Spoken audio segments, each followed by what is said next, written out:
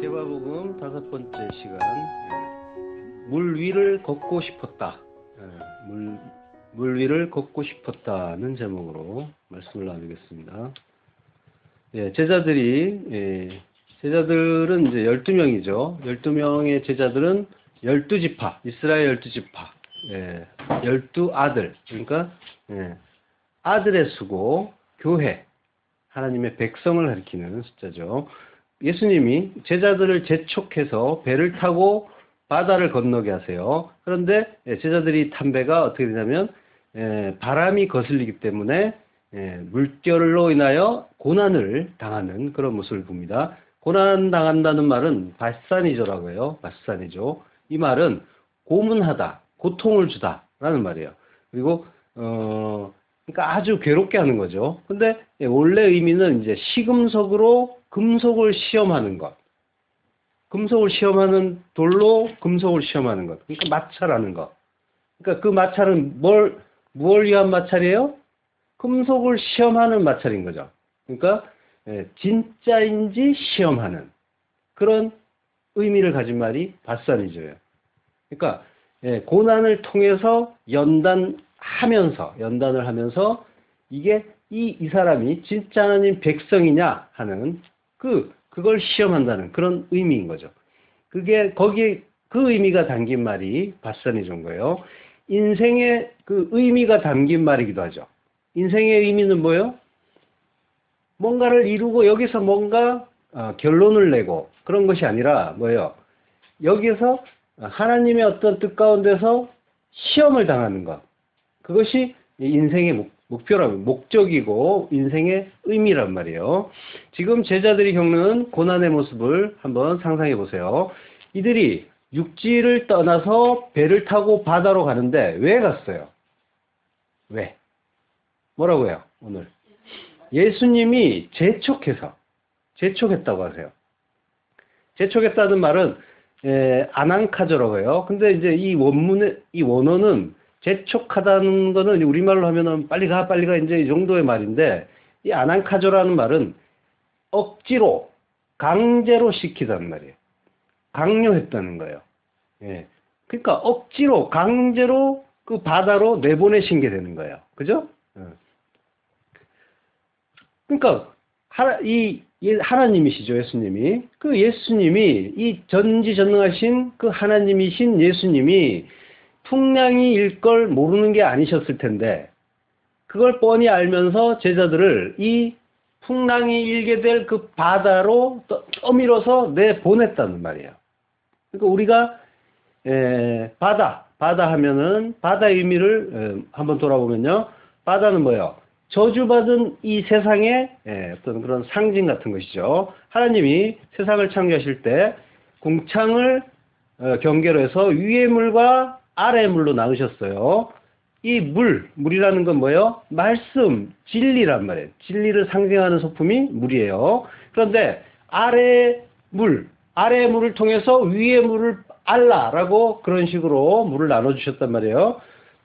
근데 이 아래의 물은 뭐예요? 위의 물인 그 하늘의 말씀, 하늘의 진리를 제대로 깨닫지 못하고 있죠.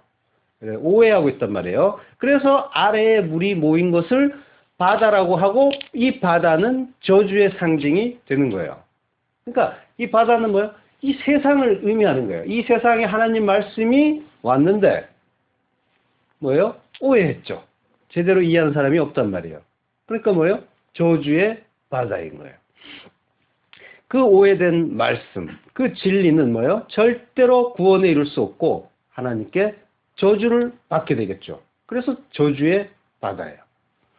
그 저주의 바다, 그 저주의 인생 속에 성도가 하나님의 뜻에 의해서 강압적으로 강요를 당하면서 이 땅에 던져진 거란 말이에요. 분명히 알아야 돼요. 그러니까 우리 이야기, 이 인생 이야기를 하는 거예요. 인간의 실존이 일하단 말이에요. 하나님이 보내주셨어요. 이사야서 57장 20절. 오직 악인은 능히 안정치 못하고 그 물이 진흙과 더러운 것을 늘 솟쳐내는 요동하는 바다와 같으니라. 이 바다의 의미, 바다의 이미지를 잘 살펴보시란 말이에요. 시편 32편 6절 이로 인하여 무릇 경건한 자는 주를 만날 기회를 타서 주께 기도할지라 진실로 홍수가 범람할지라도 저에게 미치지 못하리라. 그 물이 넘치는 그 노아의 홍수. 그리고 미가서 7장 19절 다시 우리를 긍휼히 여기셔서 우리의 죄악을 발로 밟으시고 우리의 모든 죄를 깊은 바다에 던지시리다. 성경은 이렇게 물, 그 바다, 이게 이 죄의 세상, 오해된 하나님의 진리가 왜곡된, 그래서 저주를 받은, 그래서 심판받게 될 이 세상을 상징하고 있단 말이에요. 그 물, 그 바다에 빠지면 영원한 심판인 거예요. 요즘 세월호 사건 일주기를 맞아서 추모 행사도 하고, 시위도 하고 있는데, 세월호 사건에 담긴 하나님의 뜻이 뭐라고 했어요? 바다에 빠져 죽은 이들을 불쌍하다, 안 됐다, 동정할 필요가 없다고 했죠. 하나님의 뜻을 깨닫지 못하면 뭐예요? 살아있다고 해도 누구나 다 이 저주의 바다에 빠져 죽은 상태란 말이에요. 추모하지 말라는 말이 아니에요. 하나님의 뜻을 그걸 모른 채 죽은 사람이 안 됐다, 그 유족들이 안 됐다 하고 있다면, 위로를 표하는 그들 역시 죽은 자란 말이에요. 이 뜻을 모른 채 그 이야기를 하고 있다면. 그러면 누가 누굴 불쌍하게 여기고 위로하고 있느냔 말이에요. 육신이 죽고 사는 것은 우리 하나님의 뜻 안에서는 큰 의미가 없어요. 살리는 것은 영이라고 하고 성령인 거죠. 그리고 육은 무익하다고 해요. 그러니까 내 안에 참된 예수 그리스도의 생명이 있느냐, 이걸 먼저 돌아봐야 되는 거예요. 예수 안에만 생명이 있단 말이에요. 그거 모르면 살아있고 움직인다고 해서 그게 진짜 산 게 아니란 말이에요. 좀비라고 하죠. 좀비들의 세상인 거예요. 그걸 깨닫고 이 유족들에게 이 말씀, 이 진리를 전해줘야 진짜 위로가 된단 말이에요. 이렇게 제자들이 이 저주의 바다에서 고통받고 있을 때 예수님이 밤 사경이라고요. 새벽 1시에서 3시 사이에요. 그 풍랑 속에서 허우적대는 제자들에게 물 위를 걸어서 다가가세요. 예수님이 물 위를 걸어가세요. 왜? 예수님은 뭐예요? 하나님의 그 말씀, 하늘의 진리를 담고 오신 분이란 말이에요. 그러니까 이 왜곡된 진리가 바다라고 했잖아요. 그죠? 그러니까 그 위에 올라서시는 거란 말이에요. 거기에 빠져 죽을 일이 없는 거죠. 참된 말씀이기 때문에. 자, 그때 제자들이 예수님을 보고 유령이다 라고 외쳐요. 판타스마라고 해요. 유령, 현상이라고 돼요. 이 말은 판타조라는 말, 나타나다, 보이게 하다라는 그 동사에서 나온 명사예요. 근데 아포칼립토라는 말이 있어요. 이것도 나타나다는 거예요. 드러내다. 이거는 뭐예요? 덮개를 벗기다. 여기에서 나온 말이 아포칼립시스인데 계시라고 해요. 그러니까 하나님의 그 참된 뜻이 드러나는 것. 그게 밝혀지는, 나타나서 보여질 때 이걸 아포칼립토라고 하고, 그리고 지금 뭐예요? 이 제자들은 예수님을 제대로 알아보지 못했죠. 그러니까 뭐예요? 나타나긴 나타났는데 그것이 허상으로 보이는 거예요. 판타조라는 거예요. 무서워해서 그래서 유령이 나면서 소리를 질러요. 소리 진다는 거는 크라조예요. 크라조란 말은 까마귀가 깍깍 운다는 그 말에서 유래된 그런 말이에요.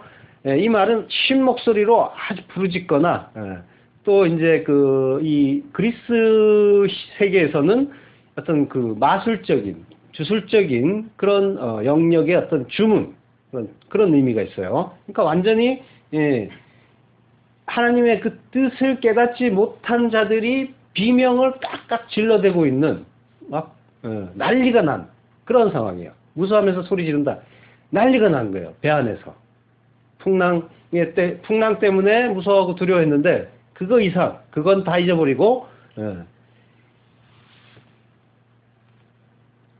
까마귀가 깍깍 우는 것처럼 크라조 했다고 해요. 비명이 나고 난리가 났어요. 이 소리 질러, 이 크라조라는 말은 그 이 마귀적인 어떤 주술적인 이런 말이라고 했죠. 그래서 이에 저희가 소리질러 가로되 할 때 그 마귀들이 마태복음 8장에 보면 그들이 소리 지르는 것 어떤 그리고 더러운 귀신이 소리 지를 때 이때 주로 크라조라고 해요. 그러니까 크라조 귀신의 소리라는 거예요. 깨닫지 못한. 그러니까 예수님이 계신데 예수님이 나타나셨는데 예수님의 진위를 모르고 그걸 모르면 뭐예요? 이렇게 비명을 지르는 거예요. 그러니까 만나 말씀이 떨어지는데 말씀의 진위를 모른다. 이럴 때 뭐예요? 그 모르면서 떠드는 그 소리가 이 마귀의 소리 지르는 소리, 그 크라조인 거예요. 그래서 이들이 뭐예요? 예수님을 알아보지 못하고 예수를 죽여라, 십자가에 달아라 라고 소리치죠. 이 소리를 치는 게 크라조란 말이에요. 우리의 그 율법과 희생제사를 지켜야만 하겠다. 그래서 그 예수 죽여라 죽여라 소리치는 그 외침. 이게 제자들이 지금 뭐예요? 이 세상에서 하나님의 뜻을 깨닫지 못하고 이 눈에 보이는 현실인 그 풍랑만 바라보면서 그 고통을 받고 있을 때 거기에 담긴 하나님의 뜻이 있는데 그 풍랑은 뭐예요? 하나님이 의도적으로 주신 고난이란 말이에요. 그러니까 거기에 담긴 뜻을 깨닫지 못하고 그 일의 주관자이신 하나님을 보지 못할 때 그들에게 생명을 주고자 다가가시는 그 예수님이 뭐로 보이는 거예요? 유령으로 보이는 거예요. 그리고 그를 그 율법 그 제사장들이나 그 이스라엘 백성들 율법주의에 그 사로잡힌 그들이 예수님을 죽일 때 소리치는 그 소리 크라조의 그 외침을 똑같이 동일하게 지르게 돼 있단 말이에요. 이 예수님이 어떤 분인지 알지 못하는 자들이 합심해서 예수님을 배척하고 죽이고 소리치는 그 일에 모두들 동참하는데 이 일은 어디에서 일어나요? 어디에서 나요? 하나님을 믿는다고 하나님께 열심히 제사를 드리던 그 예배하던 예루살렘 성전에서 제사장들, 서기관들, 바리새인들 그들이 앞장서서 그러니까 하나님을 죽이는 그 일이 일어난단 말이에요. 그러니까 오늘날로 치면 어디예요? 교회라는 곳에서 교인이라는 사람들에 의해서 그 일이 일어나고 있는 거예요. 그 하나님의 뜻을 제대로 알지 못하고 그들이 외치는 그 외침은 그들이 무언가를 하자고 하는 그 외침은 뭐예요? 예수 죽이는 그 크라조라는 거예요. 그리고 그 예수는 유령으로만 보인단 말이에요. 제대로 보이지 않는단 말이에요. 실체가 아니란 말이에요. 자, 예수님이 이때 안심하라, 내니 두려워 말라라고 하시죠. 내니 두려워 말라. 내니란 말은 에고, 에이미라고 해요. 나는 나다라는 거예요. 그러니까 제자들이 풍랑 속에서 그 풍랑을 벗어나기 위해서 안간힘을 쓰는데 이들은 뭐예요? 이 바다에서 잔뼈가 굵은 어부들이죠. 갈릴리 어부들이란 말이에요. 근데 뭐예요? 바다에서 빠져나오지 못하고 정신없이 헤매고 있단 말이에요. 거기에서 예수님이 오시면서 나다라고 하셔요. 나다. 나는 나다. 어디에서 나온 말이에요? 출애굽께서 나온 하나님의 이름이에요. 나는 나다. 자, 출애굽기 13장 13절 모세가 하나님께 아뢰되 내가 이스라엘 자손에게 가서 이르기를 너희의 조상의 하나님이 나를 너희에게 보내셨다 하면 그들이 내게 묻기를 그의 이름이 무엇이냐 하리니 내가 무엇이라고 그들에게 말하리까 하고 예수님 그 모세가 떨기나무에 그 불타는 떨기나무에 나타난 그 하나님에게 묻는단 말이에요. 하나님의 이름이 뭡니까? 라고 물은 거예요. 그때 하나님이 모세에게 이르시되 나는 스스로 있는 자이니라. 또 이르시되 너는 이스라엘 자손에게 이같이 이르기를 스스로 있는 자가 나를 너희에게 보내셨다 하라 라고 말씀하세요. 그러니까 나는 스스로 있는 자다 라고 할 때 이 말이 이제 하야동사 있다 라는 말이죠. 거기에서 여호와가 나온 거예요. 야훼. 나는 스스로 있는 자다. 영어로 하면은 I am who I am이 되겠죠. 그러니까 예수님은 뭐예요? 내가 그 하나님이다. 너희들이 그렇게 잘 알고 있는 구약의 그 하나님이다라고 말씀하시는 거예요. 에고 에이미. 불타는 떨기나무 속에 나타난 그 여호와의 사자이면서 여호와 뭐예요? 예수님이셨죠. 그 예수가 나다. 그 하나님이 나다. 너희들이 아는 그 하나님은 나다라는 거예요. 예수님이 하나님이시고 그 모세가 만난 그 여호와의 사자면서 여호와신 그 하나님은 뭐예요? 바로 예수님이었단 말이에요. 정확하게. 자, 그 하나님이 나다라고 말씀하신 게 에고에임이에요. 그리고 뭐라고 하세요? 안심하라고 하죠. 다르세오는 용기를 가지다라는 말이에요. 그러니까 바꿔서 얘기하면 담대하라예요. 안심하라를 달리 말하면 정확하게 말하면 담대하라예요. 용기를 가져라니까. 요한복음 16장 33절 세상에서는 너희가 환난을 당하나 담대하라. 내가 세상을 이기었노라. 담대하라요. 다르세요. 또 두려워 말라라고도 하죠. 말라는 이제 매고 두려워는 이제 포베오라고요. 두려워하다는 건. 그러니까 포베오하지 말아라. 매 포베오. 두려워하지 말아라라고 해요. 요한일서 4장 18절 사랑 안에 두려움이 없고 온전한 사랑이 두려움을 내어쫓나니 두려움에는 형벌이 있음이라. 두려워하는 자는 사랑 안에서 온전히 이루지 못하였느니라. 사랑 안에 두려움이 없는 거예요.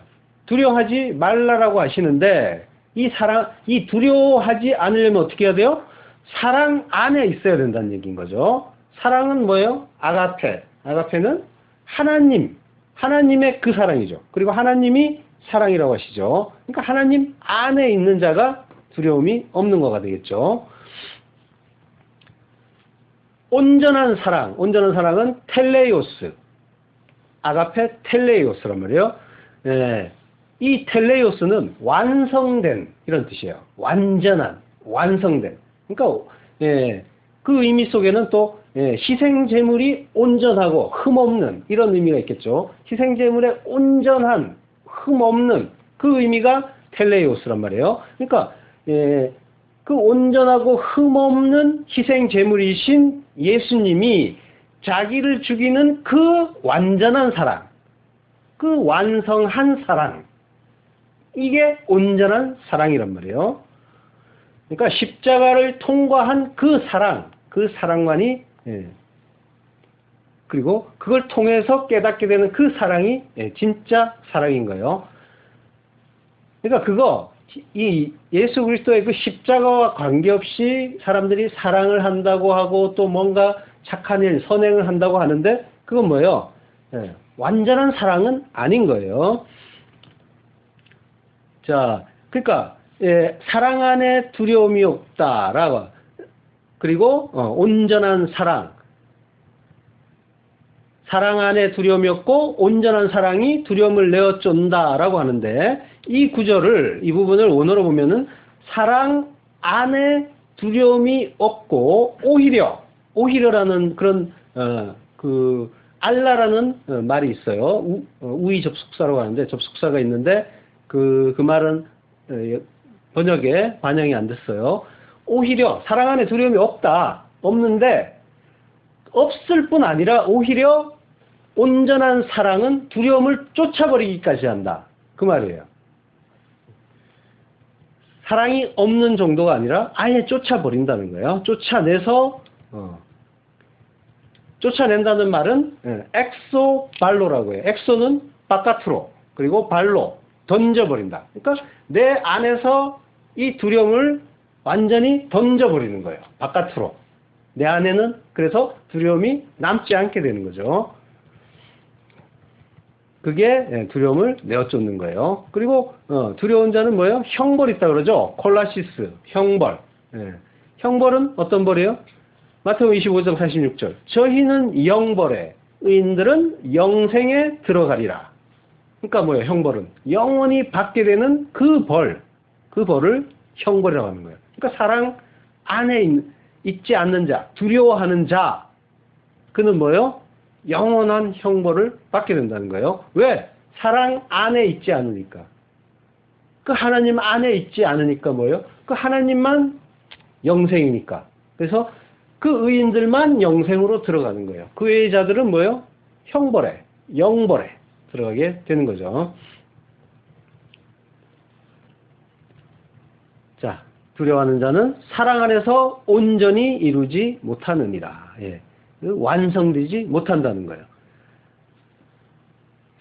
온전히 이룬다는 말은 텔레이오라고 해요. 이거는 끝내다, 완전케 하다, 최고 단계에 이르다 라는 뜻이에요.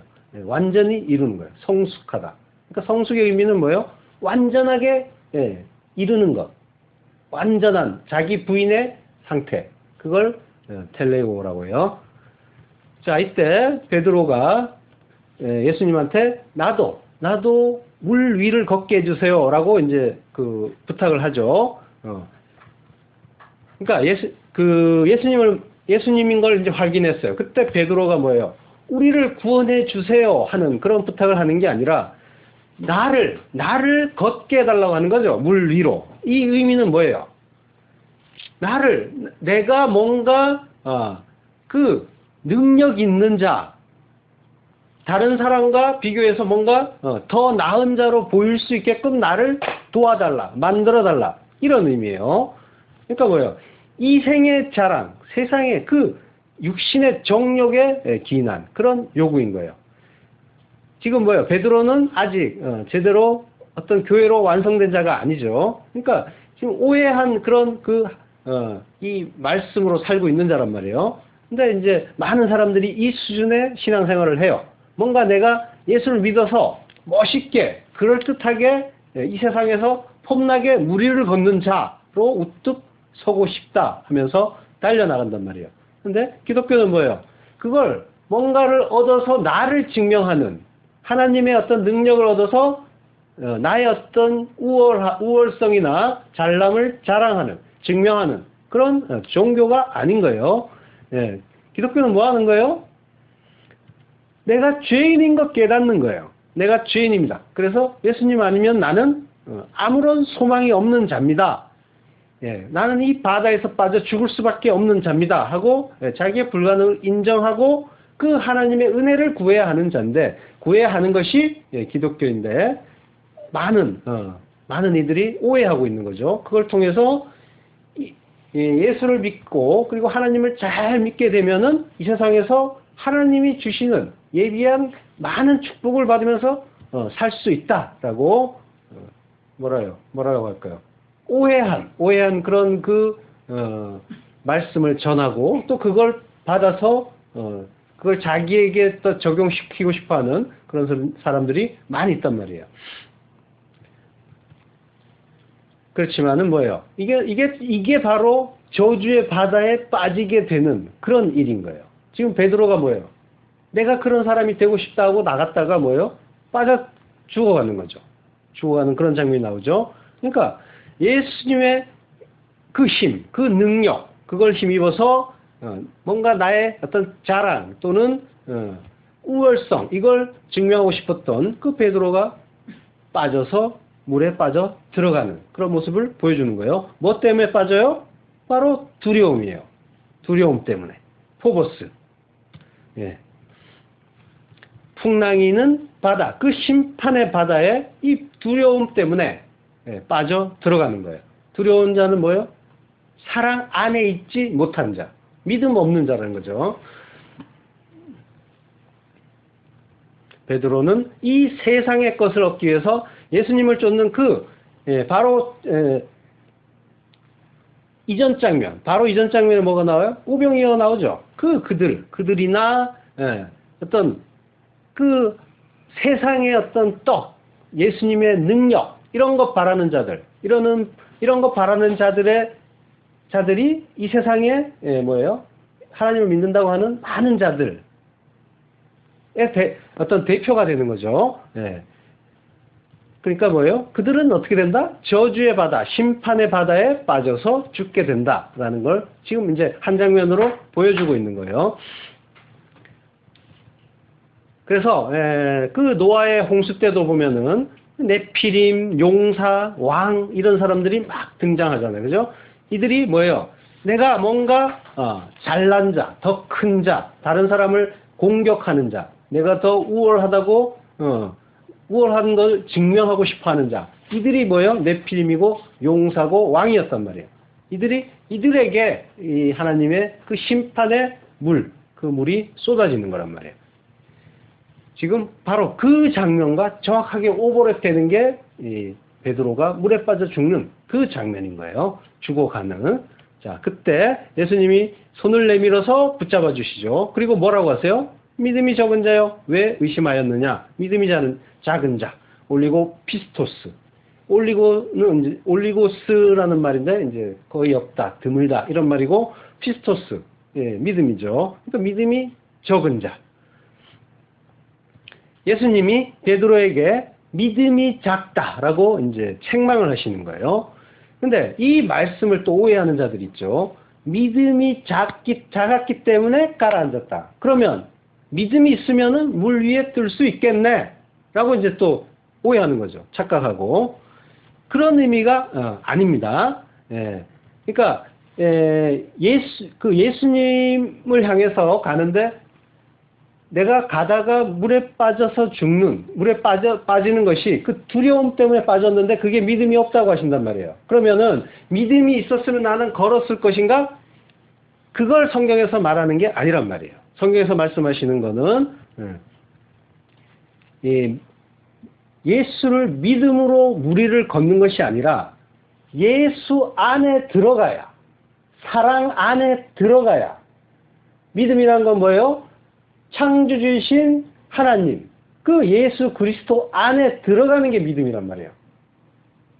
예수님은 내 밖에 계시고 내가 그분의 어떤 그런 은혜를 받아서 내가 믿음이 많은 자로 성장하고 그래서 내가 뭔가 능력을 행하는 그런 구도가 아니란 말이에요. 내가 죽고 내가 삭제되고 그분 안에 완전히 함몰돼서 들어갈 때 그때 예수님과 함께 무리를 뜨는 거란 말이에요. 이게 뭐예요? 이게 홍수 때 방주 이야기잖아요. 방주 떠 있고 나도 뜨고 이게 아니란 말이에요. 믿음이 있어서. 그게 아니라 어떻게 해요? 방주 안에 들어가야 그 방주 속에서 안전하게 그 무리에 뜨는 거란 말이에요. 방주가 뜨기 때문에 내가 뜨는 거란 말이에요. 구원은 이런 양상이라고요. 그걸 오해하시면 안 돼요.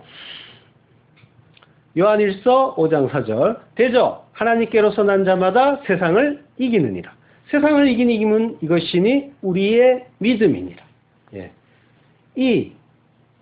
그러니까 이 물을 밟고 서는 그 이김은 뭐예요? 예수 믿는 것, 예수 안에 들어가는 것, 이 방법밖에 없단 말이에요. 우리의 이김은 뭐예요? 믿음이니라. 다른 것이 아니라 믿음. 예수께서 하나님의 아들이심을 믿는 자 아니면 세상을 이기는 자가 누구냐? 예수 안에 들어간 자. 예수를 힘입어서 무리를 걷는 것이 아니라 그는 뭐예요? 그걸 시도하는 자들이 많은데 그들은 뭐예요? 바다에 빠지게 되고 지금 베드로처럼 빠지게 되고 멸망할 것이고 영벌에 처해질 것이고 예수를 믿는 자, 그 안으로 들어간 자, 자기가 없어지고 예수 안에 함몰돼 들어간 자만 예수와 함께 저주의 물을 밟고 서는 거란 말이에요. 구원은 이런 양상으로 펼쳐지게 돼 있는 거예요. 자, 애초에 예수님이 제자를 보낼 때 어떻게 했다고 하셨어요? 어떻게 하셨다고 했죠? 재촉했다고 하죠. 아난카죠. 강제로 억지로 시켰단 말이에요. 네. 왜? 뭔가 뜻이 있어서, 뭔가 가르치기 있어서, 가르칠 것이 있어서. 그래서 풍랑을 만나게 하려고. 그때 뭘 가르치시는 거예요? 풍랑을 만나게 했어요. 그럼 풍랑을 만났으면 만나게 하는 게 뭘 목적으로 하신 거예요? 그 해답이 그 말씀 속에 있는 거예요. 믿음이 적은 자요. 왜 의심하였느냐? 믿음이 적은 자. 그러니까 뭐예요? 믿음이 적다. 믿음이 작다. 이 믿음 없음을 알라는 거예요. 그거 알라고 풍랑 속에 보낸 거예요. 우리가 인생 사는 게 뭐예요? 나 믿음 없어요? 깨달으라는 거예요. 인생 살면서 깨달아야 될 게 뭐예요? 나 훌륭한 사람 되고 나 착한 사람 되고 뭔가 업적 세우고 공로 세우고 뭔가 내가 세운 어떤 그런 인생 플랜을 이룩하고 이게 아니란 말이에요. 나의 믿음 없음을 제대로 깨닫는 것. 인생의 목적은 이거예요. 분명하게 알아두셔요. 인생의 목적? 믿음 없음을 깨닫는 거예요. 날마다. 하나님은 우리에게 인생 동안 이걸 가르쳐 주시는 거예요. 오직 의인은 믿음으로 말미암아 사는데 그 믿음이 있어야 사는데 뭐예요? 믿음을 가지고 있어요? 없죠. 없다는 거 아는 거예요. 그럼 뭐예요? 의인은 믿음으로 사는데 내가 믿음 없음을 알았으면 나는 죽는구나. 나는 망했구나. 하루는 나야 망하게 되었구나. 이 자각을 하겠죠. 그러면 올바른 내가 지금 여전히 뭐 나는 착한 사람이고 이만하면 괜찮은 사람 이런 정도로 알고 있다면 지금 뭐예요? 망하는 거예요. 베드로가 물에 빠져 죽은 그 꼴 나는 거란 말이에요. 믿음 없음을 바르게 알고 뭐예요? 뭐 해야 돼요? 주여 나를 구원하소서. 그 예수 붙잡는 거예요. 예수님께 손을 뻗어서 나를 구해 주시기를 간구하는 거예요. 인생의 목표는 이거예요. 다른 것이 아니라 믿음 없음을 알라는 것. 그리고 살려주세요. 구해주세요. 매달리는 거예요. 그 믿음 없음을 확인하고 예수 붙잡는 것. 그거 아니면 나는 죽는구나. 이거 분명하게 알라는 거예요. 그 그림이 베드로가 물에 빠져서 예수님만 깨만 그 도움을 받을 수 있는 그 상황. 예수님이 아니면 뭐예요? 나는 죽는구나. 이게 제자들이 풍랑이에서 고난을 당하는 그 바사니조의 참뜻인 거예요. 시험이란 말이에요. 그리고 특별히 베드로, 교회의 대표인 베드로가 물에 빠지는 그 의미인 거예요. 예, 고난의 그 고통, 고난을 받으면 힘들잖아요. 그죠? 근데 우리가 고난을 받게 돼 있고, 그리고 고통을 받게 돼 있단 말이에요. 근데 그게 고통을 주기 위한 고난이 아니란 말이에요. 그거 자체가 목적이 아니라 뭐예요? 저주의 바다를 항해하는 이 인생 동안에 만나게 되는 갖가지 풍랑, 갖가지 고통, 이것이 뭐예요? 하나님의 어떤 뜻 가운데서 주시는 시험이란 말이에요. 그러면은 그 시험은 뭐예요? 구원을 위한 어떤 선물이 되는 거죠. 그걸 제대로 깨달으면. 그걸 깨닫지 못하면 뭐예요? 왜 이렇게 나를 힘들게 하십니까? 왜 나를 이렇게 거친 바닷속에 집어넣어가지고 이렇게 힘들게 이 저주의 바닷속에서 풍랑을 만나서 죽을 둥살둥하게 만드십니까? 이렇게 비명만 지르는 거란 말이에요. 인생 동안 대단한 거 하는 거 아니에요. 믿음, 오직 믿음 하나 배우고 가는 거예요. 믿음이 없어서 저주의 바다에 빠져 죽어갈 때 나의 그 불가능을 깨닫고 예수님 나를 구원해 주세요. 그거 할 때 그가 믿음 있는 자가 되는 거란 말이에요. 나는 믿음이 없어서 죽어갑니다. 이거 깨닫고 주여 나를 구원하소서. 그 자가 믿음 있는 자란 말이에요. 그리고 그에게 예수님의 그 구원의 손길이 뻗어지는 거예요.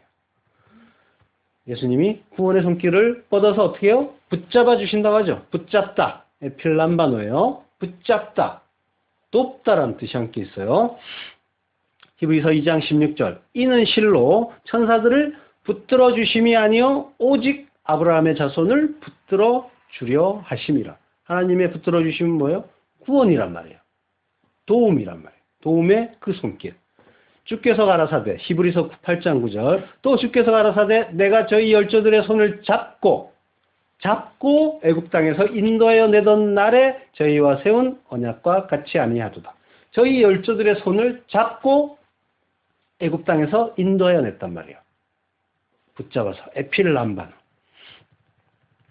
예, 이 부분에 그 마가복음의 병행 구절에 보면은 마가복음 6장 51절 보면 배에 올라 저희에게 가시니 바람이 그치는지라 제자들이 마음에 심히 놀라니 이는 저희가 그 떡 되시던 이를 깨닫지 못하고 도리어 그 마음이 둔하여 졌음이로라 라고요.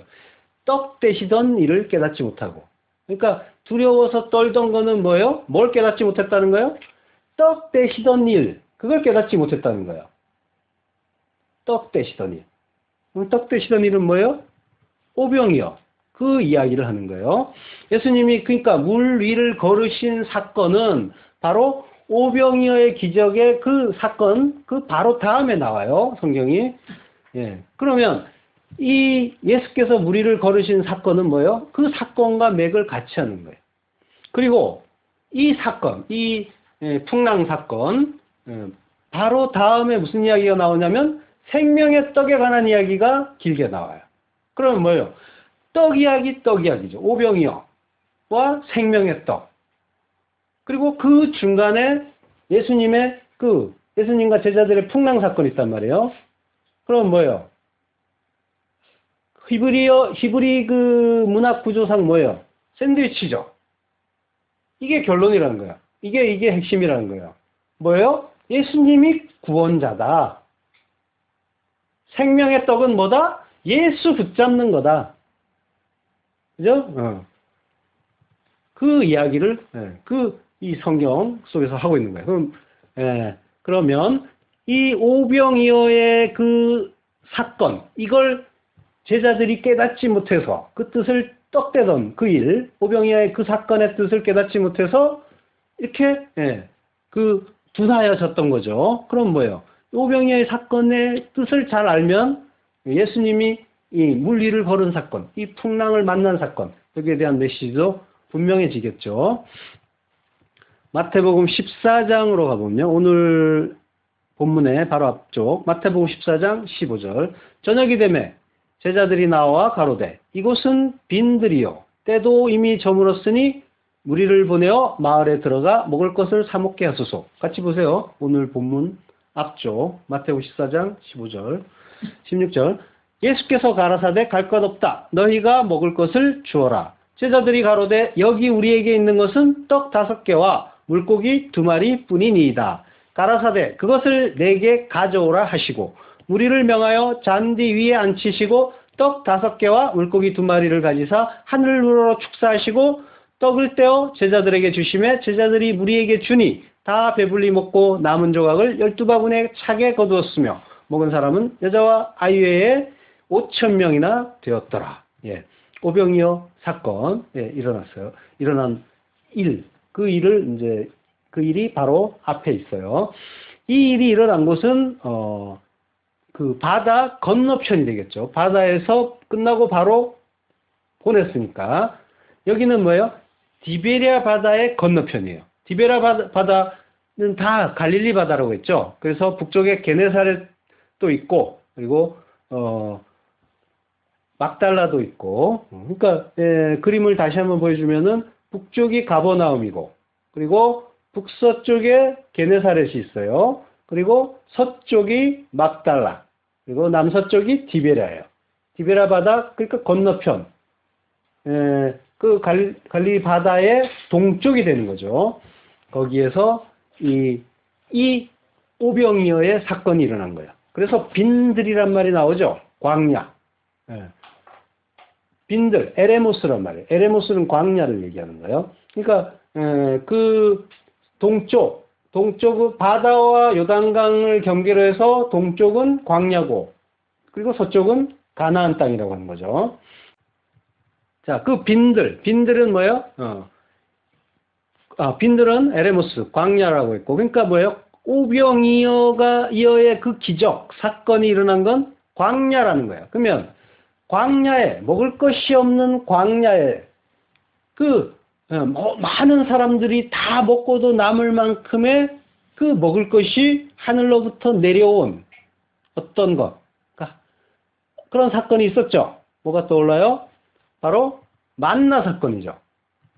그러면 오병이어는 만나 사건의 그것과 동일한 맥락의 사건인 거예요. 굶어 죽을 수밖에 없는, 그래서 그 광야에 하나님의 은혜로 그 생명의 만나가 내려오는 그 사건. 그리고 이 음식을 마련할 수가 없는 그 빈들에서 예수 그리스도의 은혜로 굶고 있던 자들이 배불리 먹는 그 일. 같은 일인 거예요. 그 사건은 전부 뭐예요? 하늘에서 내려온 그 생명의 떡, 예수 그리스도를 모형하는 그런 사건인 거죠. 그리고 그 생명의 떡이 주어져서 그 떡을 먹은 자들이 살아나게 된다. 그러니까 떡은 죽고 그걸 먹은 자들은 살아나는. 그러니까 만나, 오병이어 전부 뭘 얘기하는 거예요? 예수 그리스도 십자가. 그걸 가르쳐주는 사건인 거예요. 자, 그 뒤쪽으로 가보면 요한복음 6장 33절에 보면 하나님의 떡은 하늘에서 내려 세상에게 생명을 주는 것이니라. 저희가 가로되 주여 이 떡을 항상 우리에게 주소서. 예수께서 가라사대 내가 곧 생명의 떡이니 내게 오는 자는 결코 줄이지 아니할 터이요 나를 믿는 자는 영원히 목마르지 아니하리라. 예. 하늘에서 내려온 그 떡, 그 오병이어의 그 떡은 뭐예요? 예수님이라는 거예요. 생명의 떡. 자, 근데 사람들이 그 오병이어의 기적 이후에 예수님을 막 찾아다녀요. 쫓아와요. 그러면서 뭐라고요? 우리의 왕이 되달라고 그러고 이걸로 계속 자기를 배부르게 해달라고 하면서 쫓아오는 거예요. 그때 예수님이 뭐라고 하세요? 요한복음 6장 26절. 내가 진실로 진실로 너희에게 이르노니 너희가 나를 찾는 것은 표적을 본 까닭이 아니요 떡을 먹고 배부른 까닭이로다. 그러니까 그 예수님의 그 기적을 보면서 그 만나를 먹은 그들 마찬가지인 거죠. 그러니까 이 세상의 떡, 나를 배부르게 하는, 나의 배를 부르게 하는 그 떡, 그걸 주는 그를 뭐요? 자기의 어떤 그런 왕으로 삼는 인간들의 그런 이 하늘의 그 떡을 볼 생각을 하지 않는 그런 모습을 이 역사 내내, 성경 내내 우리가 보는 거예요. 그러니까 예수님은 뭘 하신 분이에요?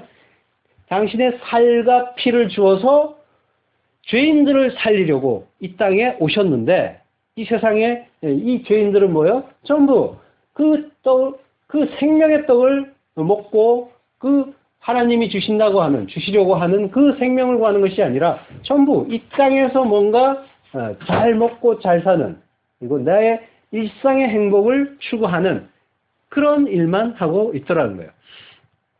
예수님은 이 당신이 택한 백성들에게 이 세상의 어떤 그런 것들, 그런 자랑, 그런 축복이라고 하는 것들, 그런 걸 채워주려고 오신 분이 아니라 하늘의 생명, 영원한 생명, 그걸 주려고 오신 분이란 말이에요. 그걸 제대로 예수님이 가르쳐 주시니까 나는 그 떡 주려 온 거 아니다 라고 하니까 어떻게 해요? 사람들이 떠나가는 거예요. 바로 다음에 요한복음 6장 66절 이러므로 제자 중에 많이 물러가고 다시 그와 함께 다니지 아니하더라. 다니지 않는단 말이에요. 죄인들은 뭐예요? 영생에는 관심이 없고 영원한 그 생명, 참된 생명에는 관심이 없고 오직 이 땅의 떡에만 관심이 있단 말이에요. 오늘날 교회들이 대부분이 이 떡, 이 세상의 떡을 풍성하게 얻기 위해서 어떻게 해야 되냐? 예수 잘 믿으라고요. 예수 잘 믿고 십자가만 의지하라고 하는데 그 목적이 뭐예요? 이 세상에서 떡을 많이 먹게 된다라고 가르쳐 주는 거예요. 그걸 풍성하게 갖게 되는 것이 또 하나님의 영광을 빛내는 거다라고 또 가르쳐요. 그 반대는 뭐예요? 그게 없으면 이 세상의 떡이 많지 않으면 하나님의 영광을 가린다 하면서 괴로워하고요. 자, 예수님은 그 오병이어의 사건이 일어났을 때 사람들이 쫓아갔을 때 피하신단 말이에요. 떠나가신단 말이에요. 그러니까 그들에게 주지 않는다는 거예요. 그거 주러 온 게 아니라는 거예요. 그리고 이 바다 사건이 바로 연결해서 나오는 거예요. 제자들에게 그 바다를 통과해서 가나안으로 가게 하고 그 가나안으로 들어가게 하는데 거기에 풍랑이 일어나는 그 사건이 일어나는 거예요.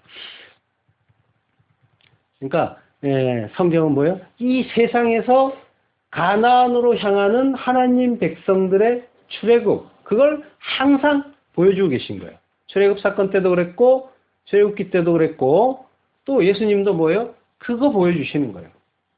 이 세상에서 떠나서 가나안으로 가는. 그럼 뭐예요? 신앙생활은 이 세상에서 떠나서 영원한 그 나라를 향해서 가는 것. 그 가는 과정에 풍랑도 만나고 물에 빠질 그 위험도 겪고 고난을 겪는 받산이죠 하는 그런 인생을 살게 된다는 거예요. 자, 그 빠져 죽게 된 그 제자들, 그들을 향해서 예수님이 오시고 그 제자들을 구원하시는 그 모습은 구약에서 내내 이 나타난 그런 이미지이기도 해요. 욥기 9장 8절 그가 홀로 하늘을 펴시며 바다 물결을 밟으시며 바로 바다를 밟는 그런 모습이 나오죠. 시편 18편 16절 저가 위에서 보내사 나를 취하시며 많은 물에서 나를 건져내셨도다. 지금 오늘의 그 장면이 그대로 나와 있죠. 물 밟고 오셔서 물에 빠져가는 그 하나님의 백성을 건져내시는 그 장면, 바로 구원의 모습이 바로 이러하다는 거예요. 이 말씀처럼 모두가 빠져 죽어야 할 그 바다, 거기에서 그 예수님이 하나님이 그 저주의 바다를 밟고 오셔서 자기 백성을 건져 주시는 거란 말이에요. 그 물에서.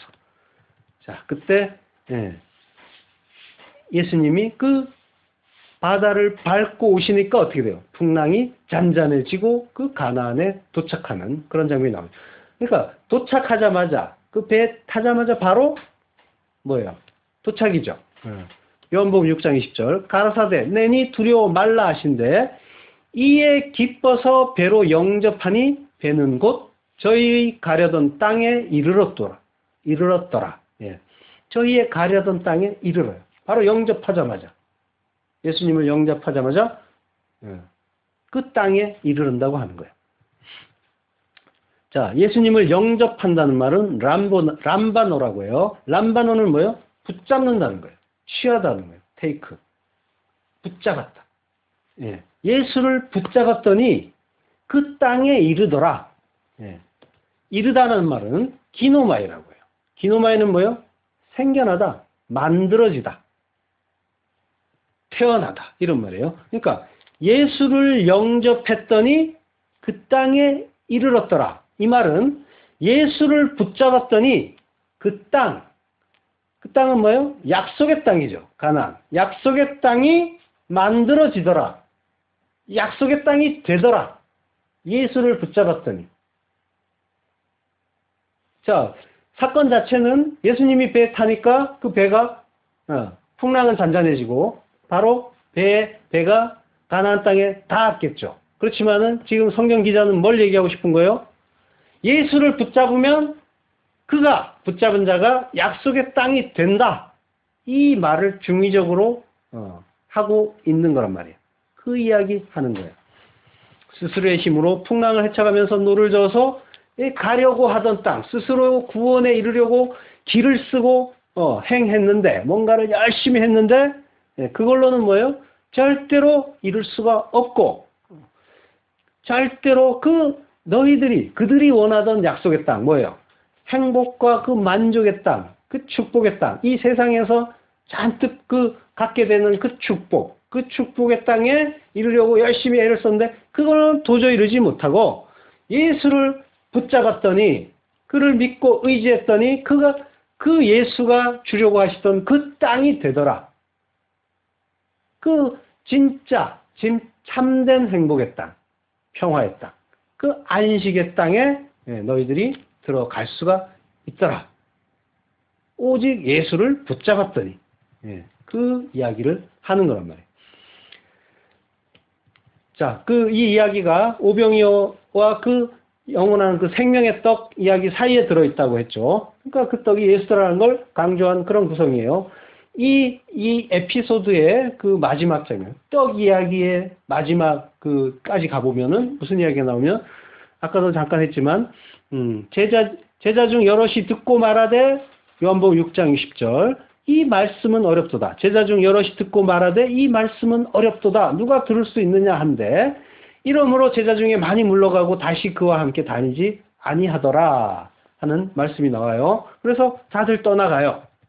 떠나가서 다시는 그와 예수님과 함께 다니지 않게 됐어요. 자, 67절 요한복음 60장 67절 예수께서 12 제자에게 이르시되 너희도 가려느냐? 라고 물으시니까 시몬 베드로가 대답하되 주여 영생의 말씀이 계심에 우리가 네게로 가오리이까. 자, 이게 결론이란 말이에요. 영생의 말씀, 영원한 생명의 말씀이 누구에게 있어요? 예수님께 있단 말이에요. 근데 이걸 베드로는 어떻게 알았어요? 다른 사람들은 다 떠나갔는데 이걸 알게 하신 거는 혈육이 아니라 하늘에 계신 아버지겠죠. 하나님만이. 예. 그러니까 시몬 베드로는 뭐예요? 믿음이 있다 없다 계속 어떤 우리의 모습인 거예요. 교회의 모습이에요. 교회의 대표고 교회의 많은 우리 성도라고 하는 사람들에게 보여지는 그런 모습인데 근데 지금은 뭐예요? 하나님의 그 은혜로 영생의 말씀, 영생이 뭐예요? 그 예수 그리스도에게 있다는 것을 잠시 잠깐 깨달은 거예요. 그렇지만 우리는 육을 입고 있기 때문에 여전히 실패하고 여전히 넘어질 거예요. 그리고 여전히 물에 빠질 거예요. 그때 뭐예요? 주여 나를 구원하소서. 그 예수 붙잡는 거란 말이에요. 오늘 베드로가 실패하고 성공하고 여러 가지 다양한 모습을 보여줬는데 그 속에 우리의 어떤 그런 어떤 행동의 어떤 그런 양식의 힌트가 들어있어요. 우리의 모습이란 말이에요. 오직 그 예수 그리스도만이 영원한 그 생명이 있고 예수께만 생명이 있고 그러면 뭐요? 우리는 어디로 가야 돼요? 예수 안으로 들어가야 돼요. 우리가 뉘게로 가오리까? 예수 안으로. 구원의 방주 안으로. 그가 생명을 얻는 자가 되는 겁니다. 기도하겠습니다.